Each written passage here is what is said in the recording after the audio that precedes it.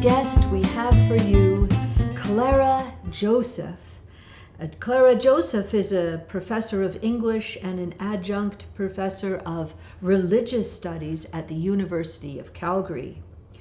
I would like to focus in on not her academic papers, but her poetry. She has 3 books of collected works: In the Face of the Other, a long poem, Dandelions of Buddha, and also M'Other.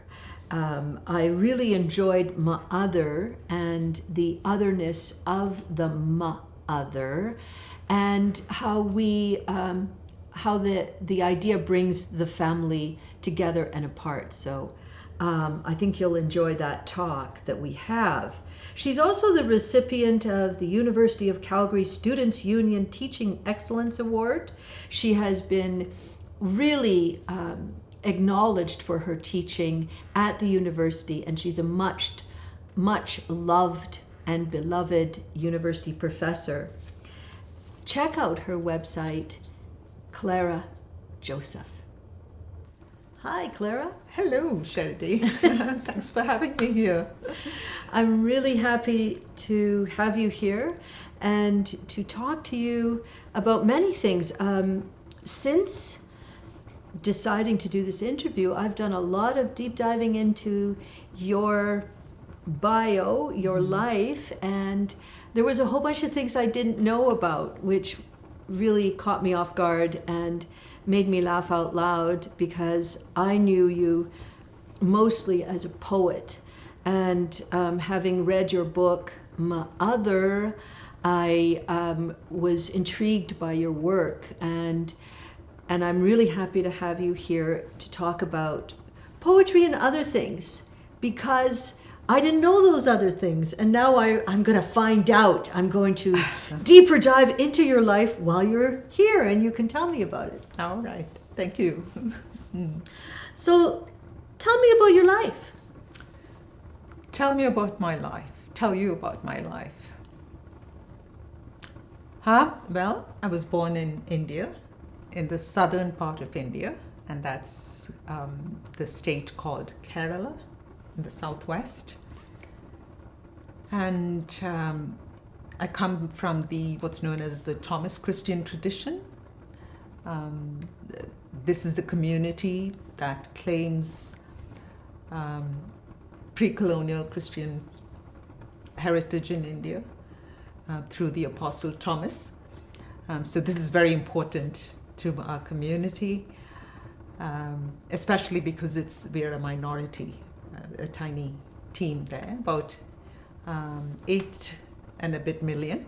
That's all we are, and this is a big country. So that's where I was born, but I was brought up in Bangalore, which was a lot more colonial than Kerala, and in different ways. And the house I lived in was once visited by Churchill, apparently. So there's that very colonial thing there. I can almost smell the cigar smoke from here. That's right. And well, this is a ghost story that continues in the family. So I think it was very appropriate for me to take post-colonial studies when I came to Canada, and when I got into my academic life more fiercely, I would say. What guided you into that academic path? I guess it began in a very childlike manner, in the child me saying that I want to be a teacher. So I always knew I wanted to be a teacher. Yes. And then it slowly took me to studies, and I just loved stories. The first storyteller for me, of course, was my mother. Her stories were very simple, It was always about a dear little cousin of mine, who she said, whose mother would, bathe him and dress him up in this beautiful flowery shorts and shirt, and then feed him. And it would be simple things, a boiled egg or something like that. But the way my mother used to say that in our native tongue was so enchanting and so picturesque, that I just loved it. I would just, it was like a candy, each story of hers. And it would be this tiny little story. And then when that was over, I would say, I want the next one. And then finally she would say, if you don't go to sleep, I'll beat you. That would end the stories for that day. But it got me loving stories. That's a whole another level of story for sure. Yeah. And stories are so important. I find it interesting that you say the stories in your mother tongue. Those stories in your mother tongue, how do they relate to the stories as you write them in English? Yeah. I'm not necessarily capturing any of her stories, but I just hope that some of the picturesqueness, the sensuousness of her storytelling is in mine. Yeah. I always aspire to that, although I know I'm falling short a lot compared to what I used to hear and what I used to relish each time. So compared to that, well, at least I have a model there. Yes. And my mother is no more, but the these simple little things, the way she would pronounce the word, and that continues to ring, and I'm hoping it gets into some of my verses. It's something you can carry on. I feel it does, and I think one of the things that I really love about reading your work are the images. And image is so important to the poet. I think to most writers, because it brings us to the place, and it brings us to the time, and it brings us to the insight. And that is really resonant in all of your work. So Thank you. Your mother is maybe still speaking to you and through you. Because maybe, is it possible that all the ancestors are speaking through us as we write? Yeah, that's a good thought. And that is true, the good and the bad. Speak through us, through our ancestors and through us, I think. Yes, certainly. It's like the genes, but it's just that this is more expressive and it reaches others and not just the family. Yes, it is the genes, but it's also voices. Voices. And voices not only in one language, not only even in, my mother tongue is English, and I speak many other languages with the ancestors that would not be interpreted as English at all. And so maybe there's also the language of the spirit. I just thought about that. You see, every time I'm with you, I end up thinking things. We go for a dinner, and I walk away. I'm almost delirious after speaking with you. Thank you. It's good to know that. And something like that, it was happening in my little world as well after our dinner. So this is mutual then. Yes, it is mutual. Yeah. Who are your influences as a poet?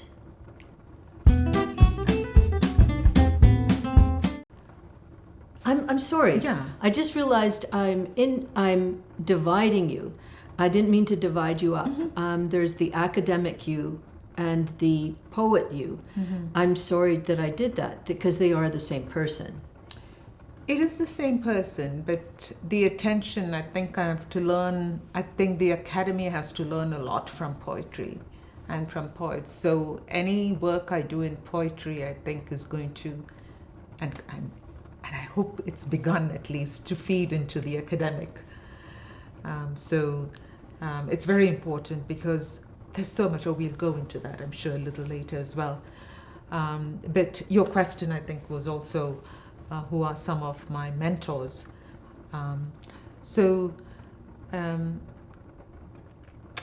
As you know, poets, those who want to write in the creative world, have to read creative people.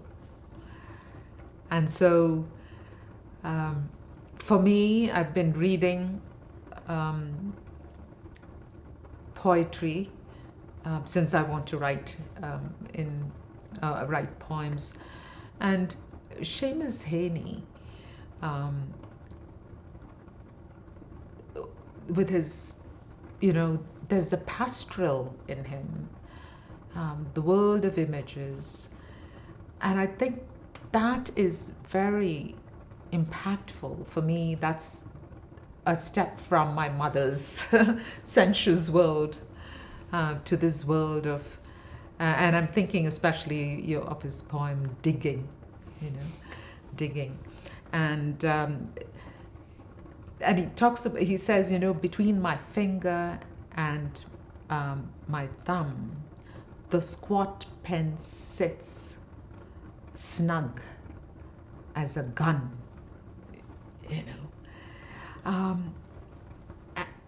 and he's not simply saying that the pen is mightier than the sword.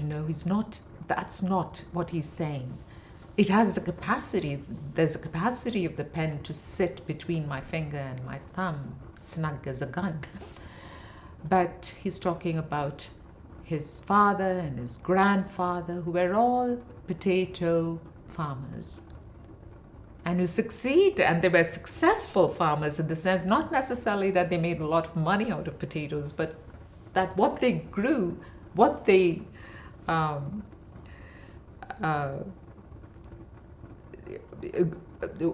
what they worked on actually produced harvest.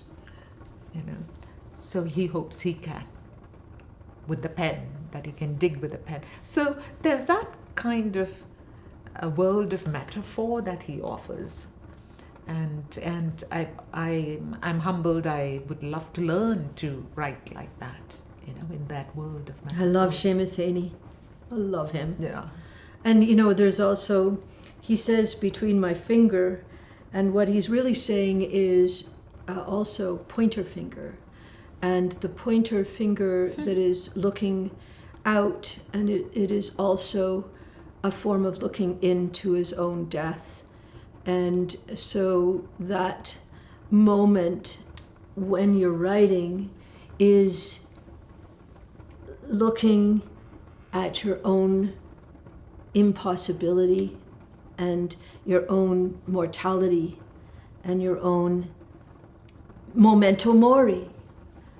And so when he says that digging poem, I love the digging poem. Yeah. And I've read it so many times. So many times. And I was like, why is he missing out the pointer finger? Like, he's so exacting. And then I was like, oh, I know, because he's pointing. Yeah. And when I love that.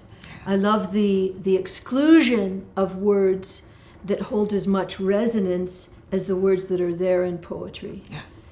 And if we assume and know that the poet is exacting, and is focusing in on those really exact words, moments, descriptions, images, thoughts, memories, if we know that, then we can also look for the ideas, words, sounds that have been excluded, that the poet has chosen to exclude, to include in another way. And that's, I think, Seamus Heaney is one of the people who, James Joyce. Yeah. There are people that or poets, writers, who are highly descriptive like that. John Ashbery is the other one. Ashbery is the same. Yeah. The same. The miracle of the metaphor, that's what I see in him, Yeah. He just moves from scene to scene, and they're all connected, and then he has this punchline. Yeah. So and the punchline always Yeah. the duende, like Yeah. it's like a surprise, and it's also it is that coup de grace, Yeah. or coup de grace as they say. Absolutely, absolutely. I once said coup de grace, and somebody said, "Do you know you're saying cup of gravy?" And I was like, "What do you mean?" Okay. Yeah, and then some of the others have been Black American poets, American Black poets. Rita Dove, you know, and then Natasha Trethewey.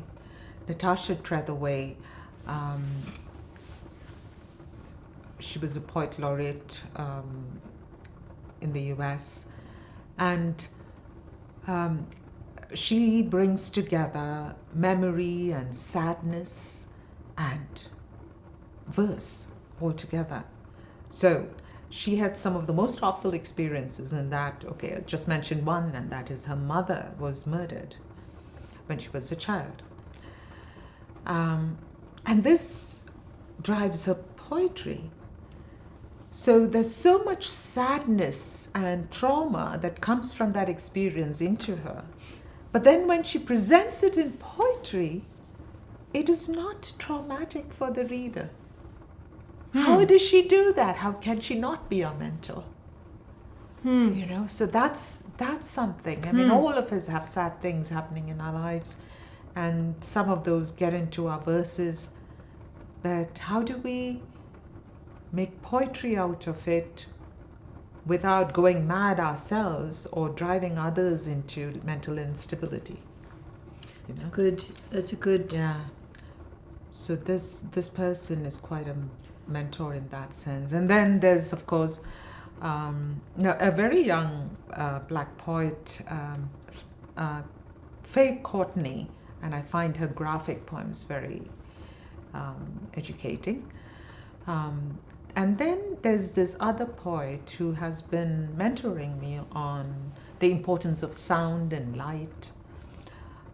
Sound, especially, the earth began with sound, you know, and I think that poet's name is Sheri-D Wilson, and I'm actually happy to be invited. Oh, thank you. And on the importance of sound. Oh, thank you. Poetry. And when I think of sound, I also think of a poet from the U.S., and that would be Quincy Troop. He is one of my total mentors and has been before I met him. And he hung out with Miles Davis and wrote the biography of Miles Davis, and has Miles Davis, in a sense, in his poetry. He lives in New York City. I've brought him to Calgary quite a number of times, and Vancouver, and I follow him around. I follow him around, and I listen to every sound, because his sound explores jazz on so many deep levels. And so I highly recommend him to read Quincy Troop. And when you read poetry, especially by someone who works with sound, the best way to read, I think, is out loud. And forget about silent. And I had a poet, I don't know who this teacher was. I had this amazing teacher when I was young, and I can imagine sort of his face, and I cannot imagine his name. But that teacher, and I think his name might have been Mr. Edwards, but I'm not exactly sure. But I do remember his face, and that teacher said to me when I was very young, all poetry must be read aloud. And I think I must have been, maybe in grade 5, or maybe 4, when I heard that. And I was like, that's weird. I remember thinking, that's weird. That's the first person who has ever said you must read a book aloud. although I had stories read to me as a child, I hadn't made that connection. And that person, whoever it was, made me read all poetry from that day forth out loud. And you saw the difference. Yeah. Because it resonates in the body. And the sound actually lives in the body. And if you memorize a poem, it lives in the body. It will guide you and influence you and take you to many different places. So, and we were talking about that, in fact, when we had our last meal. One of the things we talked about was poems that live in the body. And it really stuck with me, that conversation, because I believe that. And I think at the time I said, hey, Clara, what poems do you have living in your body? And we were talking about, okay, well, there's the poems that we were at school and we were taught, and you have to memorize this, and that's how it was in my day, and then your day as well. We're not exactly, but the memorization of poetry was one of those things that had to be done. Yes. I don't know if it's done anymore, but there were the poems that we had to memorize because we were told so. And then there's the poems we chose. Yes, that is true. That is true. And so I'll ask you this day, Yeah. well, tell me about the poems you chose. This is Poems by Heart. Yeah, especially one is what, because my old memory is not as good as it used to be, but especially one. Casabianca by Felicia Hemans. Yeah, have you heard it? I would love to hear it. So that's in, let's say, a early 19th century poem. Oh. An early 19th century poem. And I try to declaim it. We used to call it declamation. We actually have that. And there used to be competitions. And I won the second prize in the state for declamation. But that was for another one. I declaimed Friends, Romans, Countrymen. That's what I did at that time. Did for you? that particular one. Shakespeare? I can't remember now, but I did it at that time. Yeah. Declamation. Declamation. Would you like to hear Casabianca? Yes. Declam. Okay. See how you feel about this particular poem. Oh, I will. I will. Casabianca by Felicia Hemans. The boy stood on the burning deck, whence all but he had fled. The flame that lit the battle's wreck shone round him o'er the dead. Yet beautiful and bright he stood, as born to rule the storm, a creature of heroic blood, a proud though childlike form. The flames rolled on. He would not go without his father's words. That father, faint in death below, his voice no longer heard. He called aloud, "Say, Father, say, if yet my task is done." He knew not that the chieftain lay unconscious of his son. "Speak, Father," once again he cried, "if I may yet be gone." And but the booming shots replied, and fast the flames rolled on.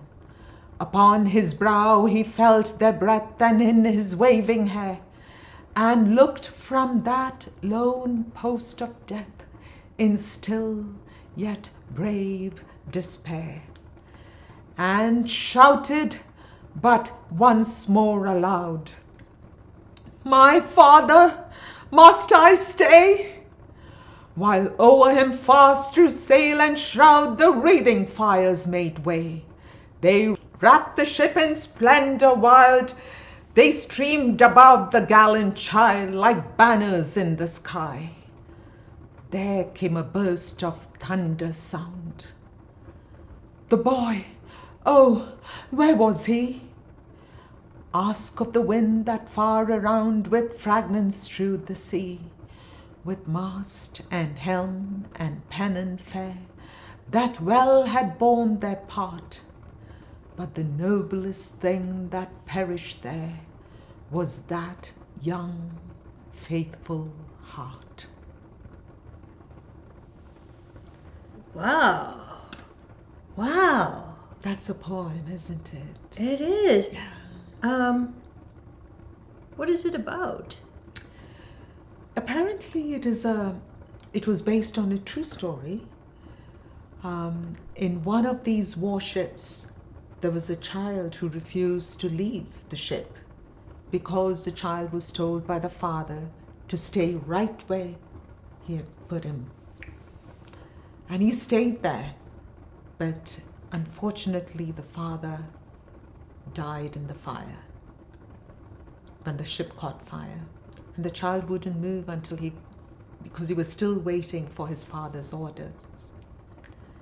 It is almost archetypal in the sense that we all have our parents' voice within us saying, stay right where I put you. And sometimes it's dangerous to stay there.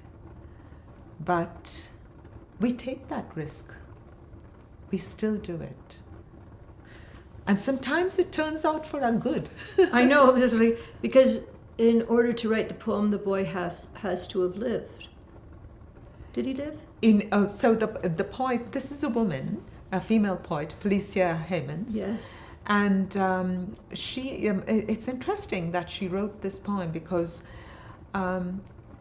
she had a very difficult life. She had many children, and her husband left her to go to live in Italy. You know, I think this poet was in Denmark. And I often wonder how this female poet, woman poet, was even able to write about her father, considering that her own children's father had given up on the family, on that. So, but perhaps her own father was an inspiration or strength that continued into this poem in the context of this real event, and so on. So, and the other thing is that this poet uses iambic pentameter, which makes it easy to learn by rote and Yes. declaim. Yeah. And do you think that child that was on deck there has, from this experience, gained everything they need to do and know to become a poet?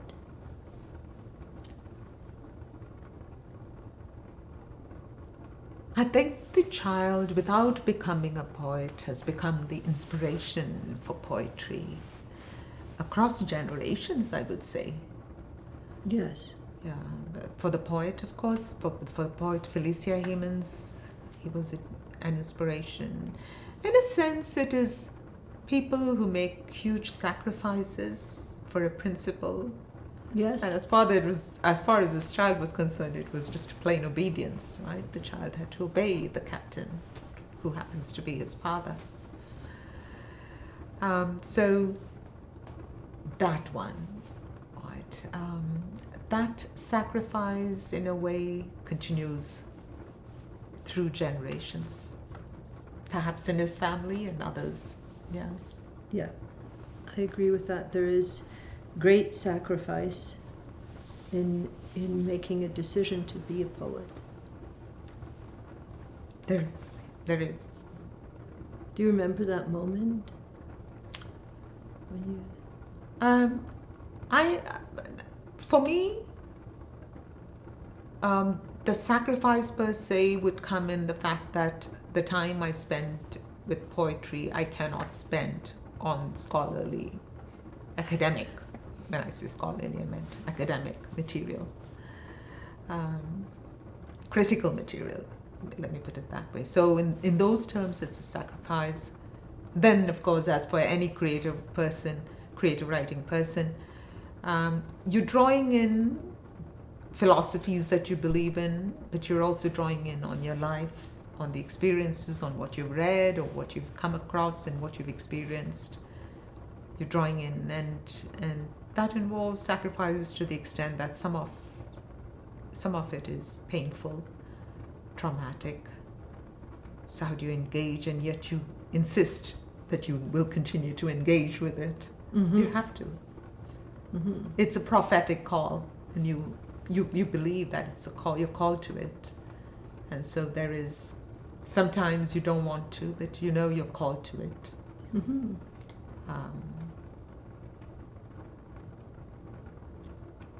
When you memorized that poem, mm-hmm. did you made the conscious choice to memorize that poem?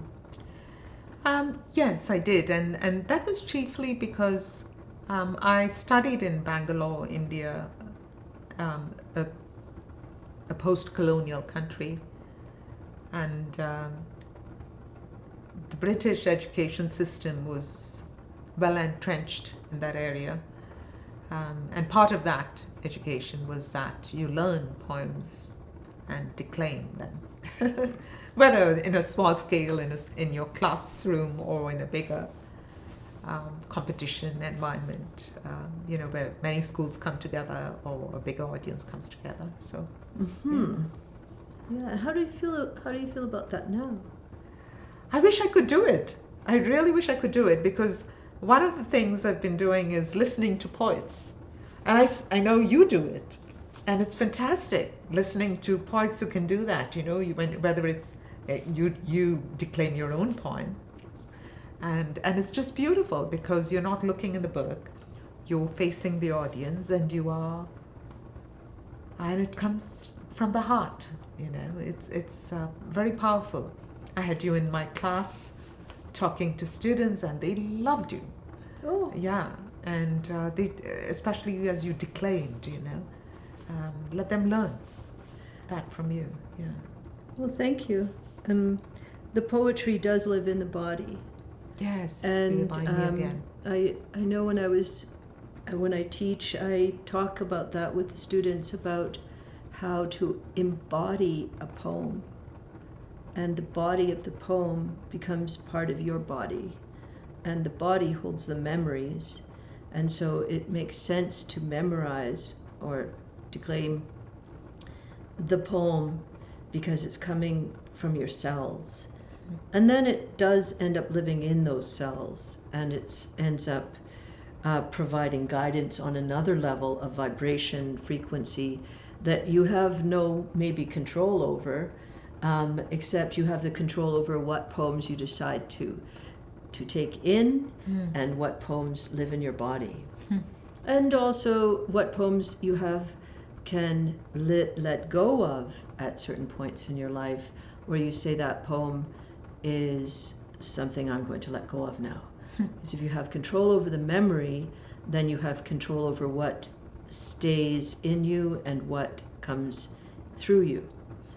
And if poetry is a transmission, which I think it might be, then it can transmit through you, and it can transmit into you. So it's a very quid pro quo relationship. When I memorized different poems in my life for different reasons, and certain poets, I wanted to memorize them in their own voice, like Dylan Thomas, where I would embody Dylan Thomas in a Welsh accent, slightly drunk, saying his work as he would have said it, which is beautiful, which is really fun, just for a poetic experience. And then recently, after we spoke, actually, I ended up speaking with another poet, and we spoke of this memorization and letting go, and the poems that we choose to do as a declamation. And I'm going to, this year, 2025, I'm going to memorize. I have 3 poems that I'm going to take into my body this year. Beautiful. As a personal challenge. Yeah. Because as you get older, it's more and more difficult to memorize and to do things from memory. So I've decided I'm going to do 3 poems this year. That's inspiring. I'll challenge you to do one. Thank you. Yeah, I take that challenge. Okay. Yeah. Okay. Yeah. And next time we meet, we'll say our poems. Our own poems, yeah. That we have decided to take on in the year, and maybe discuss why we chose them. Because it's very careful. Like, I started looking for the poem, and then it became this. it was like trying to find the perfect apartment, or trying to find the perfect place to have the perfect vista, or have lunch, and it's become quite a journey to find the poem and the reason why you would choose that poem. And why don't we'll put out the challenge to the listeners today, to the viewers. Yeah, absolutely. Choose a absolutely. poem. Go ahead, choose a poem. And then we could create a special place on the site Yeah. to have people download their poems with the reason why they chose that poem. And they're learning it by heart. Yes, by heart. No teleprompters. No problem. Okay. All right. Or things, I think there's things you can get into your ears and it's telling you. I don't know how people do that. Yeah, like because how you have to think. You have to. yeah, how do you listen to that and your own brain at the same time?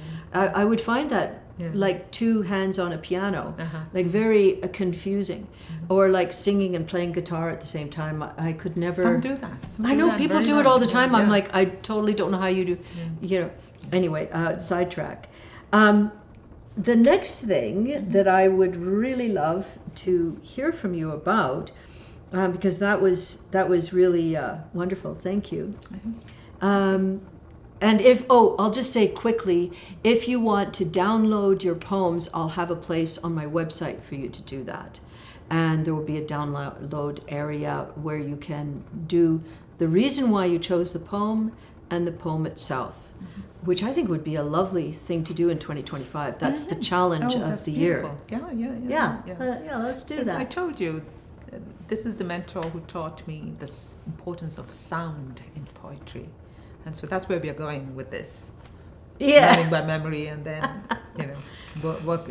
working in that world of words, loud words, words aloud.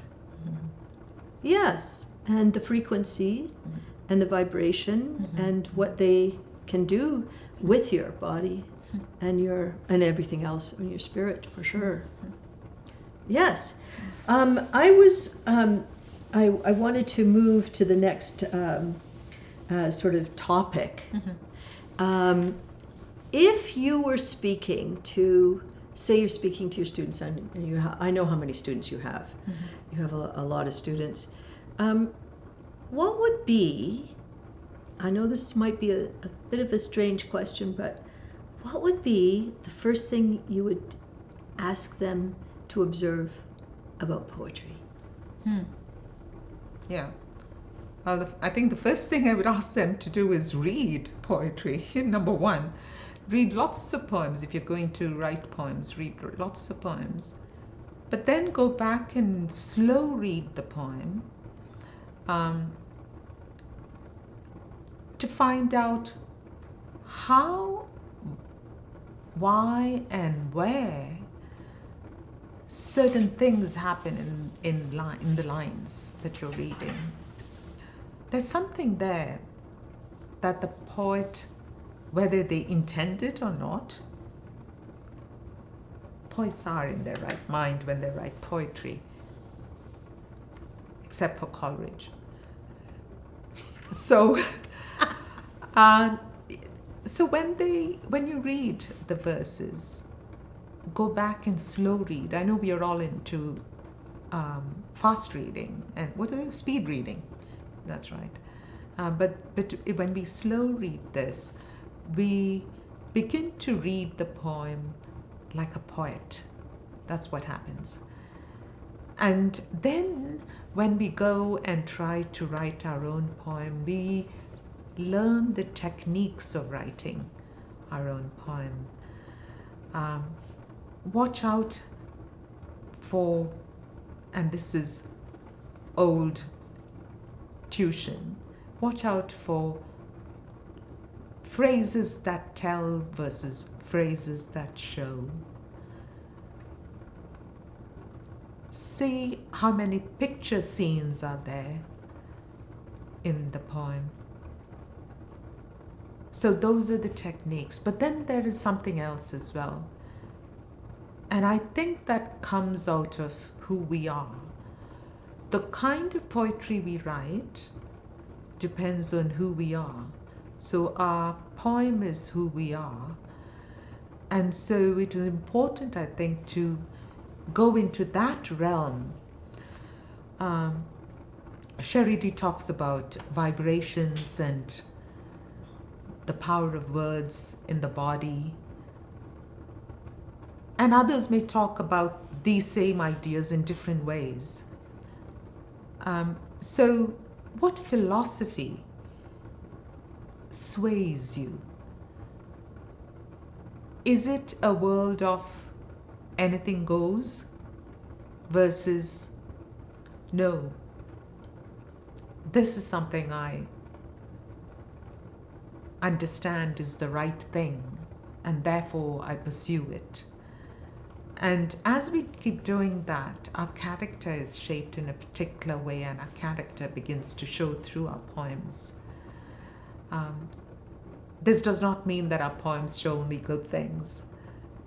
I just said character, and character can have bad and good aspects to it, but that comes through the poetry, and that's a good thing. So that shapes the content. So earlier on we mentioned the form, the techniques that we learn from poets, but this long-term reshaping of our character, I think, shapes the content of our poetry. I think that's what I would present. Wow, yeah. That's pretty insightful right there. Very insightful right there. Thank you. And also the authentic voice coming from knowing oneself and being okay with being vulnerable and okay with speaking the truth, even if it makes you look bad. Yeah, and often we are not aware that the badness is not that aware. We are not that aware of our badness. We may be aware of our goodness, and the world will see it. Yes, absolutely. The world will see it, yeah. And as we know, everything is illusion.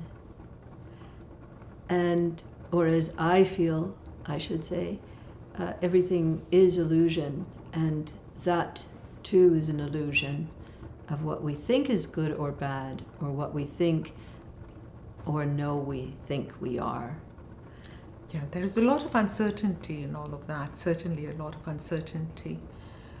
My own learnings have been that there is still the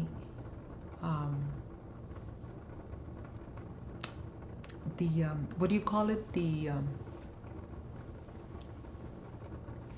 How do ships find their way? Navigate? Yeah, sure, they navigate, and there's that, the lighthouse. Yeah. That's the word I wanted, yeah. Yeah. There is still the lighthouse of principles, such as thou shalt not kill, right? Thou shalt not abuse a child, right? Or, there are the lighthouse is steady on some principles. There is no way around it, because if we try to do that, our ship will go crash. I agree with that. Yeah. So there's that. I think it's very, very important to be as careful about what you write about as you would be as what poem you memorize. Yeah. And there is that. If you don't mind, I'd like to actually read a poem that actually is on this particular topic that we are. Are you? I would love okay? that. Okay, good. Is it one of your own? Yeah. Oh, that would be lovely. And here. So this is, the title is La La Liberty. It is from Just hold up the book for a second. Dandelions for Baba. Dandelions for Baba. This is the second collection.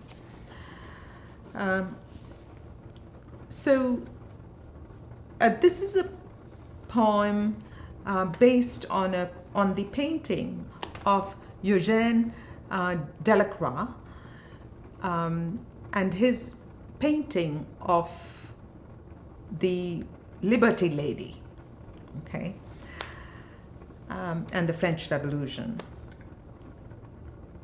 Your cap is at a smart angle. Your flag, the right white, black and red of blood. Your breasts are properly bare. You're okay to insist on riding upon dead men's chests, drenched women, cowering families, another Delacroix, at the crossroad of what's right, what's wrong.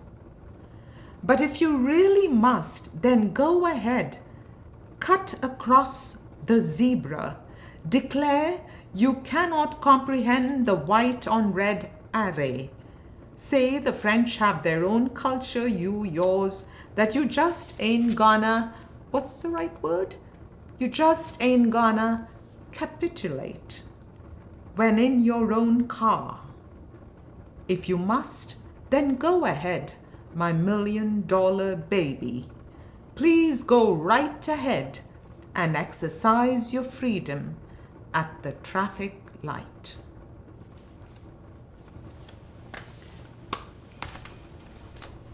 Wow. Yes. There are some places where you just have to obey. But then you can also see how the poem that I learned as a child, declaimed, comes back as obedience, as in the theme of obedience. And as you know, it tests to your statement that our poems remain in our body. Yes. And it vibrates into other verses decades later. I think as much as I obey, I would have to rebel, because in this maybe world of society, find we're so chained, and so the rebellion in me is as rife as it ever was.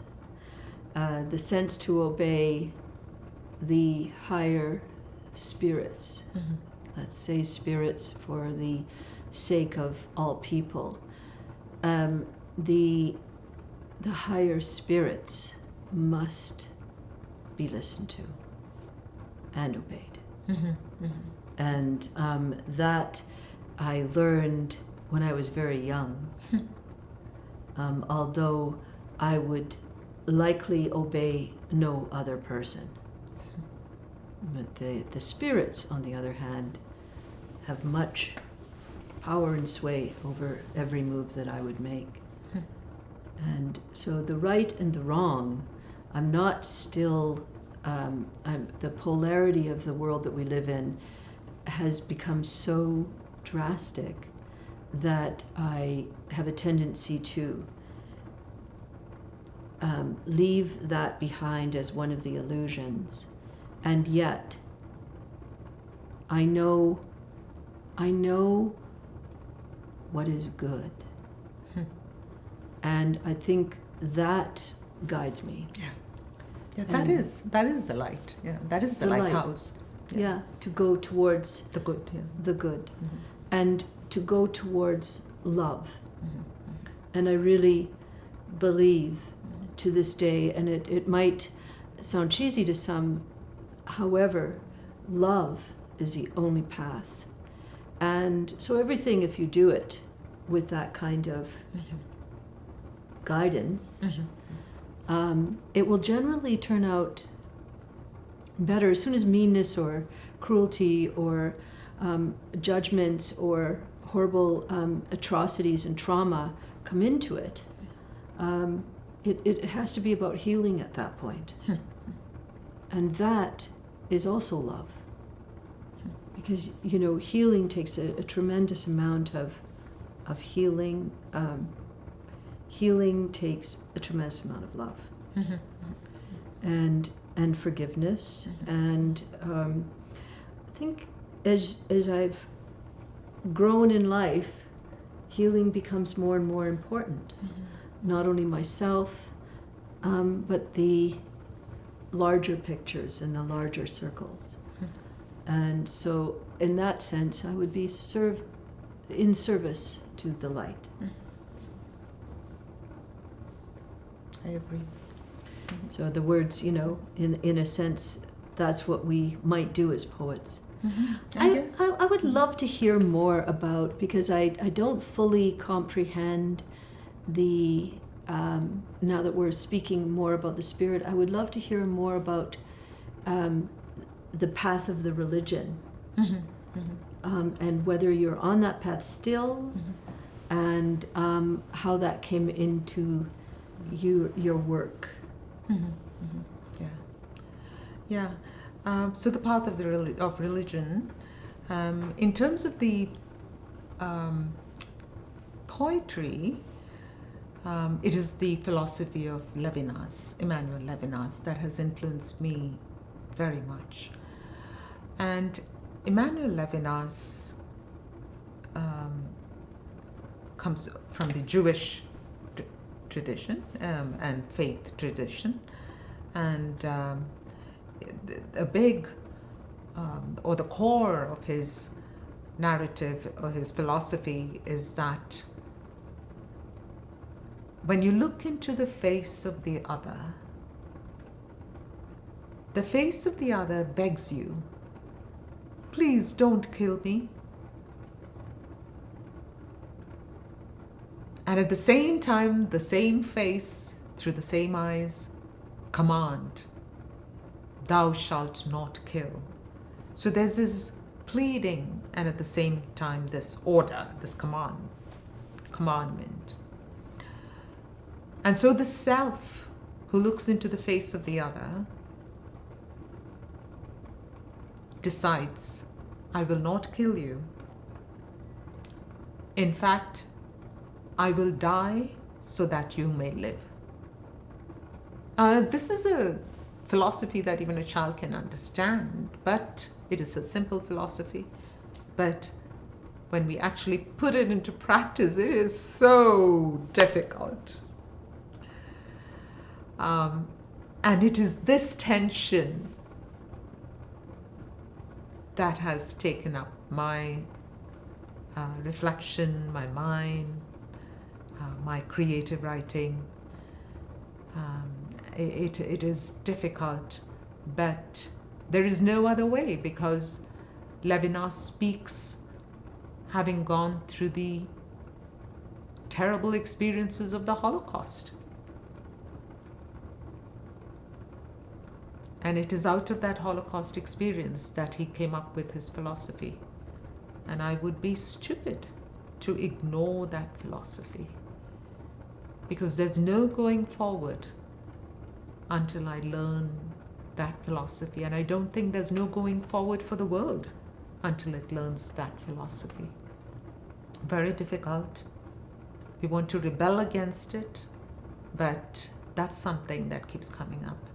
That's where actually even I realized that even one's own mother, you think you've come out of the womb of the mother, but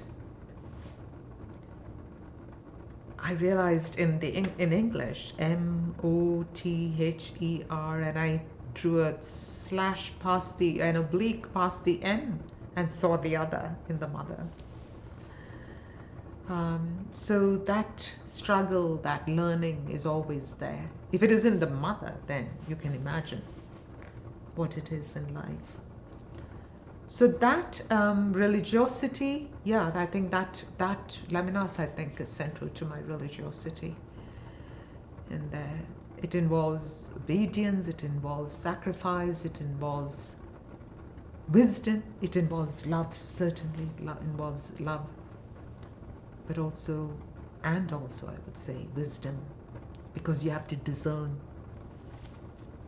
Without discernment, it would be foolishness. To hug the serpent, to hug the cobra, would be foolishness. Even God cannot save you. Yeah. The serpent is an interesting thing. I think of Ouroboros and the serpent who eats its own tail, who is also a symbol of, it's also an emblem of compassion and empathy, and also the possibilities within the circle center where you might fall into the unknown and to learn. And the serpent for me, within the context of the pagan understandings, represents a lot of the unknown, and it also represents the double-edged sword of healing venom, and the venom that might kill. And so, in a sense, that discernment is something that I would embody within the serpent itself, not the snake. I'm referring to the serpent and all of the unfortunate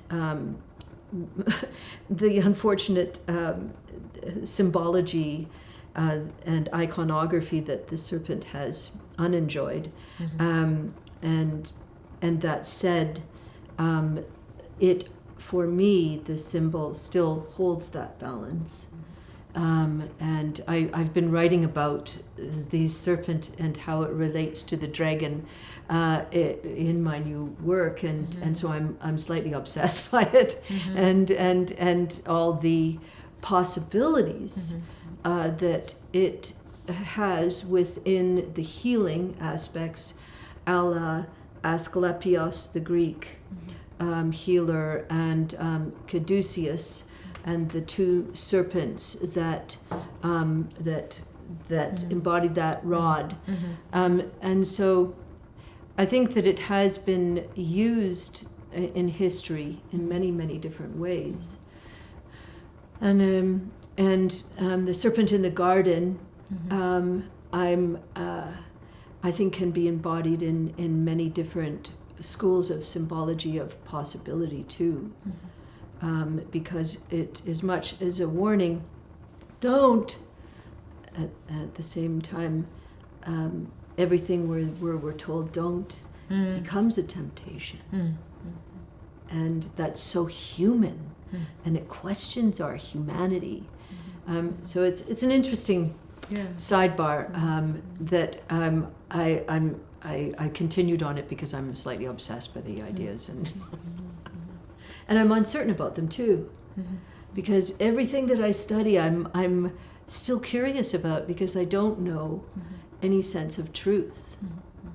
It's hard to get to that truth, and I question, what is truth? That's Pilate speaking. Very big.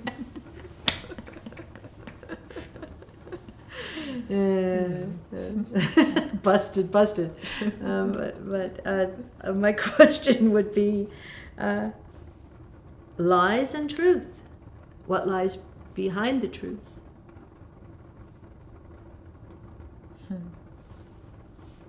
Yeah, I think that La La Liberty poem is the direction I've taken so far, in that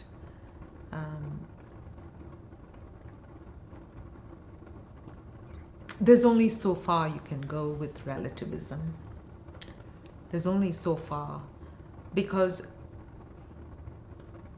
of the consequences.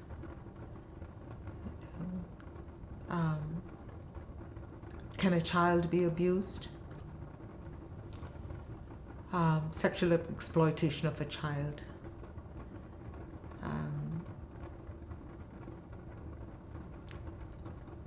So there are contexts within which certain things are permissible. There are certain contexts.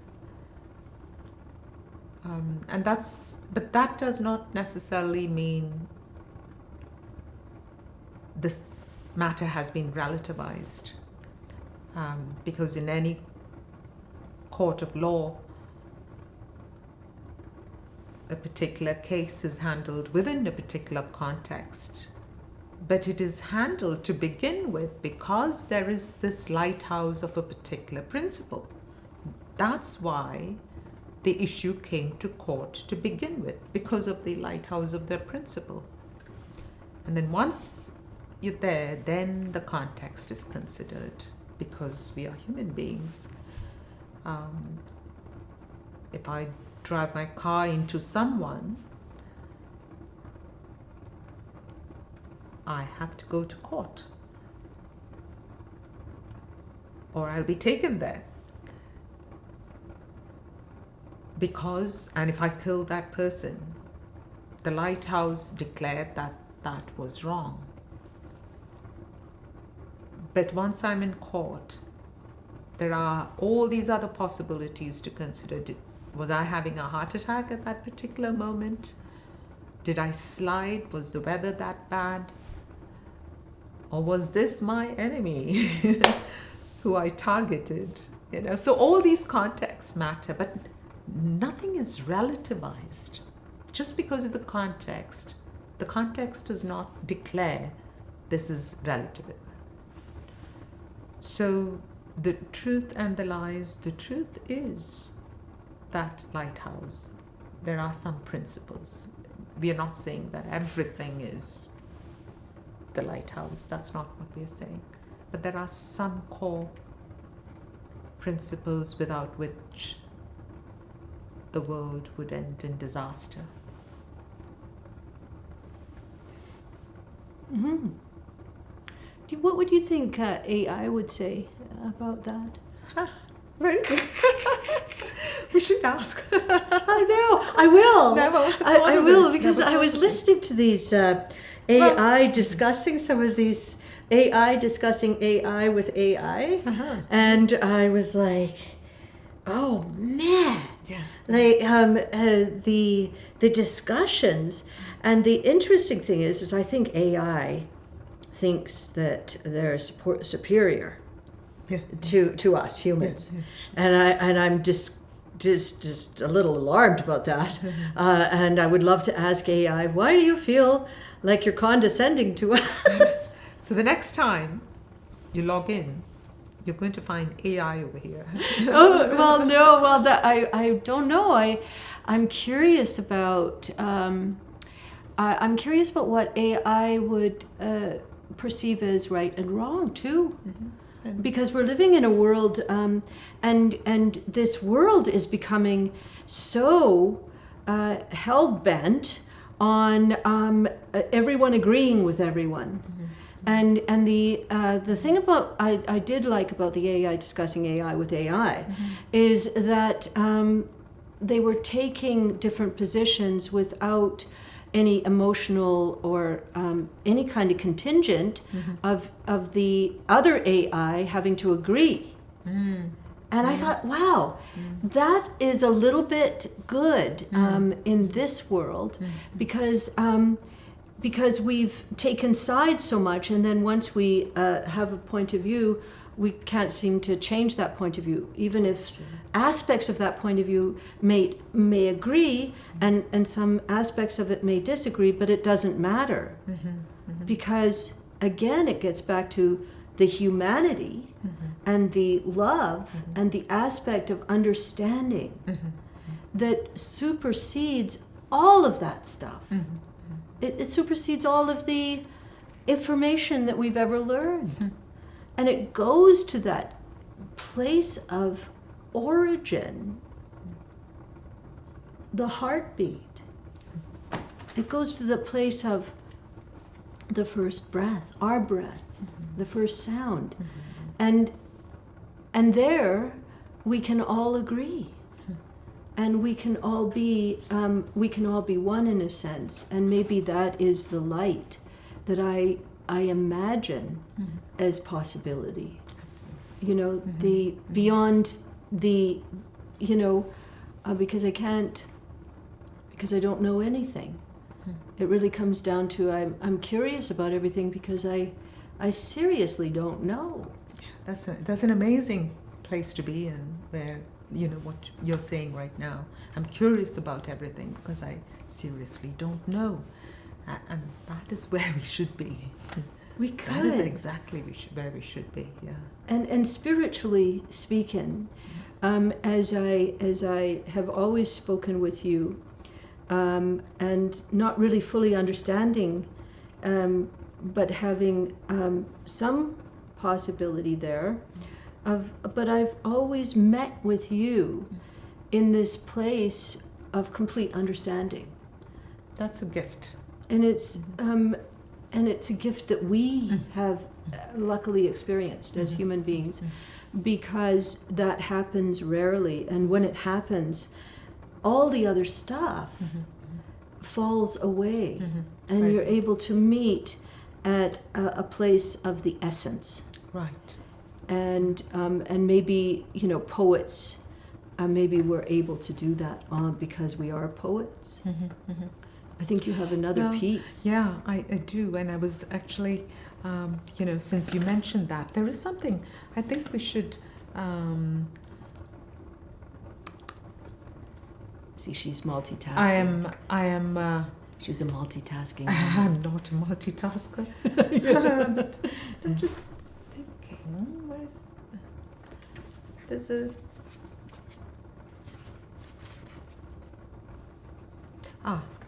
So, this is a poem from The Face of the Other, the first collection, The Face of the Other.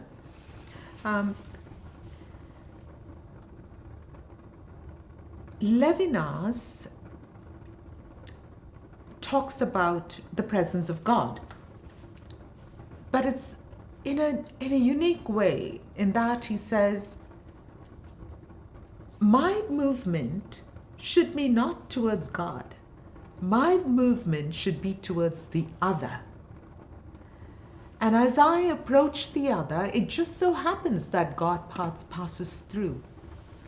And that's the moment of theology, where I am approaching humanity, and not in general terms humanity, but I'm approaching this other person, and right through God passes. It's amazing. And I wrote a poem on that basis, and this is how the poem goes. And then the long-awaited wrinkle, like a twinkle, appears above the now knotty nose rounded, the slender lines 1, 2, 3, 4, and the jaunty eye, made up with coal and castor oil, the night before this rendezvous. We meet to each other's laughter of silver tumblers peeling past stony steps.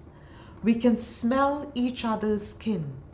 We take the tribal step in time and move closer to each other, and God is passing through. So this is the scene of two women coming into a meeting there. Now, what happened is a close friend, Professor Chelva Kanaganayagam, a professor at the University of Toronto, passed away at the age of 62 of heart attack. And I revised this poem so that instead of God is passing through, I wrote He is passing through, and I dedicated the poem to Chelver's wife, so that when you read the poem, it appears that it is me meeting Chelver's wife, and it just happens that he passes through.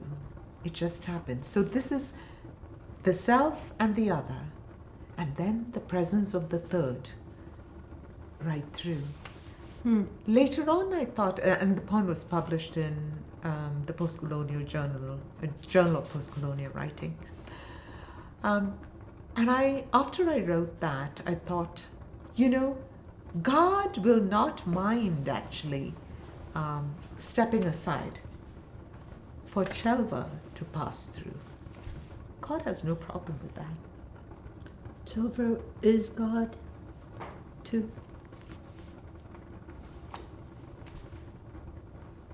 That somewhat, maybe. Yeah. How beautiful! Such a beautiful thought, and the third passing through is such a beautiful thought, Yeah. and so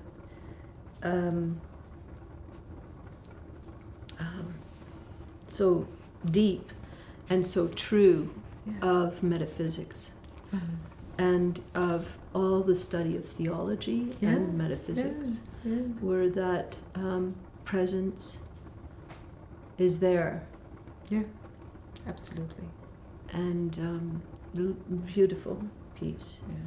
Thank you. Yeah. I just have one last question. Yeah. What are you working on now? Yes, yeah. I've just started thinking about this. I don't know if it's going to be a long poem or a collection of poems. A young neighbor by the name, a young neighbor and his 3 friends went boating, went fishing in Spray Lakes, Canmore. July 10th, 2022. And their boat capsized. Only 3 of them were wearing, only one was wearing the safety vest. And the 3 others were swimmers, and they didn't bother to wear the vest. Although it's July, the water was icy. So when it capsized, 2 of them sank right away. They're good swimmers, but they couldn't do anything. Mm-hmm. The third person managed to steer the other guy who was wearing the vest but had no swimming experience. He was able to steer him ashore. But when he reached there, the savior fell down and died. He could have saved his life if he had just swam across, because he was an athlete. But he was determined to save this person. And so I've been thinking about all of this. And some poems are coming to me. Yeah, some poems are, yeah.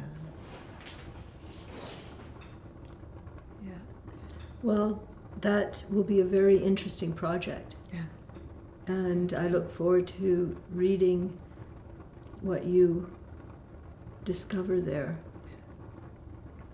And it was such a pleasure to have you here beside the fire. That's right, yeah, I was listening to it in between. Yeah, it's a fake fire, just so you know. It? It's not a real fire, unfortunately. But I like the fire, even though it's slightly fake. Mm-hmm. I've never had a fireplace in my place before, so this is. There's warmth. And there is great warmth from it. And there's great warmth from you, and you. I really appreciate you being here and speaking on Not For Everyone. And I look forward to our many talks in the future. Same here. Thank you so much, Sheri-D. Thank you. Thank you.